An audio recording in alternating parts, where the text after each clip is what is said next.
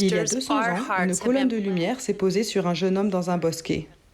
Dans cette lumière, Joseph Smith a vu Dieu le Père et son Fils Jésus-Christ.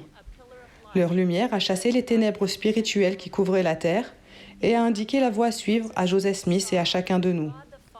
La lumière révélée ce jour-là nous permet de recevoir la plénitude des bénédictions disponibles grâce à l'expiation de notre Sauveur Jésus-Christ. Le rétablissement de son évangile nous permet d'être remplis de la lumière de notre Sauveur. Cependant, cette lumière n'est pas destinée uniquement à vous et moi. Jésus-Christ nous a demandé que votre lumière luise ainsi devant ce peuple, afin qu'il voie vos bonnes œuvres et glorifie votre Père qui est dans les cieux. J'ai appris à aimer l'expression « afin qu'il voie ». Le Seigneur nous invite sincèrement à mettre plus d'intention à aider autrui à voir le chemin et à ainsi aller au Christ. Lorsque j'avais 10 ans, notre famille a eu l'honneur de recevoir Elton Perry, membre du Collège des 12 apôtres, venu dans ma ville natale dans le cadre de son appel. À la fin de la journée, nous nous sommes assis en famille dans notre salon avec les Perry pour déguster la délicieuse tarte aux pommes de ma mère, tandis que frère Perry nous racontait des histoires sur des saints du monde entier. J'étais fascinée. Il commençait à se faire tard quand ma mère m'a appelée dans la cuisine et m'a posé une question simple. « Bonnie, as-tu nourri les poules ?» J'ai eu un pincement au cœur, je ne l'avais pas fait. Ne voulant pas quitter la présence d'un apôtre du Seigneur, j'ai suggéré que les poules pouvaient jeûner jusqu'au lendemain matin. Ma mère a répondu par un non catégorique. À ce moment-là, frère Perry est entré dans la cuisine et a demandé de sa voix retentissante et pleine d'enthousiasme. « J'ai cru entendre que quelqu'un devait donner à manger aux poules. Est-ce que mon fils et moi pouvons t'accompagner ?» Quelle joie absolue cela devenait que de nourrir les poules. J'ai couru chercher notre grosse lampe torche jaune. Ravi, j'ai montré la voie, sautillant sur le chemin battu qui conduisait au poulailler. La lampe torche oscillant au bout de ma main, nous avons traversé le champ de maïs et le champ de blé. Lorsque nous sommes arrivés au petit fossé d'irrigation qui coupait le chemin, j'ai instinctivement sauté par-dessus comme je le faisais chaque soir. J'étais inconsciente des efforts que frère Perry faisait pour garder mon rythme sur un chemin sombre et inconnu. La lumière dansante de ma torche ne l'a pas aidé à voir le fossé. Sans lumière stable pour le guider, il a mis le pied dans l'eau et a lâché un grognement sonore. Affolée, je me suis retournée et j'ai vu mon nouvel ami sortir le pied du fossé en le secouant pour enlever l'eau de sa lourde chaussure en cuir. Sa chaussure trempée et clapotante, frère Perry m'a aidé à nourrir les poules. Quand nous avons eu terminé, il m'a affectueusement conseillé « Bonnie, j'ai besoin de voir le chemin. J'ai besoin que la lumière éclaire l'endroit où je marche. » J'éclairais avec ma lampe, mais pas d'une façon qui puisse aider frère Perry. Alors, sachant qu'il avait besoin de ma lumière pour se diriger en sécurité sur le chemin, j'ai concentré la lumière de la lampe juste en avant de ses pas et nous avons ainsi pu retourner à la maison en toute confiance. Mes chers frères et sœurs, j'ai médité pendant des années sur le principe que frère Perry m'a appris. L'invitation du Seigneur de faire luire notre lumière n'est pas seulement d'agiter un faisceau lumineux au hasard pour que le monde soit généralement plus clair. C'est de concentrer notre lumière afin que les gens voient le chemin qui mène au Christ. C'est de rassembler Israël de ce côté-ci du voile, d'aider d'autres personnes à voir le pas suivant, les menant à contracter des alliances avec Dieu et à les respecter. Le Sauveur a témoigné « Voici, je suis la lumière, je vous ai donné l'exemple. » Examinons l'un de ces exemples. La femme au puits était une Samaritaine qui ne connaissait pas Jésus-Christ et était considérée par beaucoup de personnes dans sa propre société comme une proscrite. Jésus l'a rencontrée et a entamé une conversation avec elle. Il lui a parlé d'eau. Il l'a ensuite conduite à davantage de lumière en déclarant que lui-même était l'eau vive.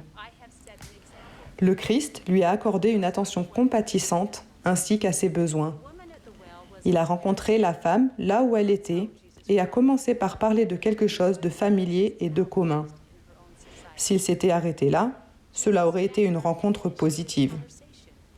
Mais cela n'aurait pas abouti à ce qu'elle aille à la ville proclamant « Venez voir, ne serait-ce point le Christ ?» Graduellement, à mesure que la conversation progressait, elle a découvert Jésus-Christ. et en dépit de son passé, elle est devenue une source de lumière, éclairant le chemin pour que d'autres personnes le voient. Maintenant, voyons deux personnes qui ont suivi l'exemple du Sauveur agissant comme source de lumière. Récemment, au cours d'un repas, mon ami Kevin était assis à côté d'un chef d'entreprise. Il se demandait de quoi il allait pouvoir parler pendant 2 heures. Suivant une inspiration, Kevin a dit « Parlez-moi de votre famille, d'où vient-elle » L'homme ne connaissait pas grand-chose de ses ancêtres. Aussi, Kevin a-t-il sorti son téléphone en disant « J'ai une application qui relie les personnes à leur famille, voyons ce que nous pouvons trouver. » Après une longue discussion, le nouvel ami de Kevin a demandé « Pourquoi la famille est-elle si importante dans votre église ?» Kevin a répondu simplement « Nous croyons que nous continuons à vivre après la mort et que si nous identifions nos ancêtres et emportons leur nom dans un endroit sacré appelé un temple, nous pouvons accomplir des ordonnances de mariage qui garderont nos familles ensemble même après la mort. » Kevin a commencé par quelque chose que son nouvel ami et lui avaient en commun. Il a ensuite trouvé une façon de témoigner de la lumière et de l'amour du Sauveur. La deuxième histoire concerne Ella, qui joue dans l'équipe de basket d'une université. Son exemple a commencé quand elle a reçu son appel en mission, alors qu'elle était partie faire des études. Elle a choisi d'ouvrir la lettre de son appel devant ses coéquipières. Elle ne connaissait presque rien de l'Église de Jésus-Christ et ne comprenait pas le désir d'Ella de partir en mission. Celle-ci avait maintes fois prié pour savoir comment expliquer son appel en mission de façon à ce que ses coéquipières comprennent. Sa réponse ? Elle raconte « J'ai fait une présentation PowerPoint parce que je suis si cool que ça. » Elle leur a parlé de la possibilité d'aller dans l'une des quelques 400 missions et d'apprendre une nouvelle langue. Elle a mis en avant les milliers de missionnaires déjà en service. Elle a terminé par une image du Sauveur et ce bref témoignage. « Le basket est l'une des choses les plus importantes de ma vie. J'ai traversé le pays et quitté ma famille pour jouer avec cet entraîneur et cette équipe. Les deux seules choses qui sont plus importantes pour moi que le basket sont ma foi et ma famille. » Maintenant, au cas où vous pensiez, ce sont de grands exemples de 1000 watts, mais je ne suis qu'une ampoule de 20 watts. Rappelez-vous que le Sauveur a témoigné « Je suis la lumière que vous élèverez ». Il nous rappelle qu'il apportera la lumière si nous orientons les autres vers lui. Vous et moi avons suffisamment de lumière à partager dès maintenant. Nous pouvons éclairer le pas suivant pour aider quelqu'un à se rapprocher de Jésus-Christ, puis le pas suivant et le suivant encore. Demandez-vous qui a besoin de la lumière que vous avez pour trouver le chemin dont il a besoin, mais qu'il ne voit pas. Mes chers amis, pourquoi est-il si important que nous fassions luire notre lumière ? Le Seigneur nous a dit qu'il y a encore beaucoup de gens sur la terre qui ne sont empêchés d'accéder à la vérité que parce qu'ils ne savent pas où la trouver. Nous pouvons les aider. Nous pouvons intentionnellement faire luire notre lumière afin que les autres voient. Nous pouvons les inviter. Nous pouvons accompagner les personnes qui font un pas vers le Sauveur, aussi hésitant soit-il. Nous pouvons et devons rassembler Israël. Je témoigne que le Seigneur magnifiera chaque petit effort. Le Saint-Esprit nous murmurera ce que nous devrons dire et faire. Ces tentatives pourront exiger que nous sortions de notre zone de confort, mais nous pouvons être certains que le Seigneur nous aidera à faire luire notre lumière.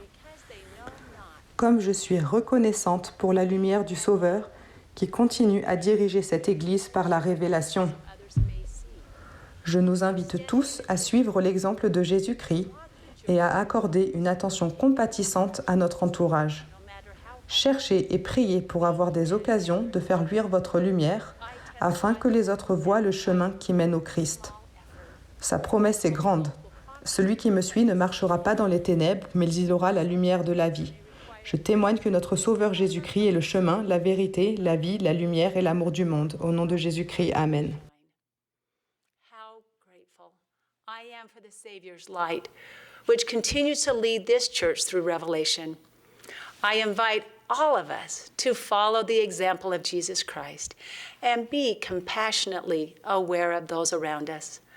Look and pray for opportunities to let your light shine, that others may see the way to Jesus Christ. His promise is great. He that followeth me shall not walk in darkness, but shall have light of life. I testify that our Savior Jesus Christ is the way, the truth, the life, light, and love of the world. In the name of Jesus Christ, amen. Amen.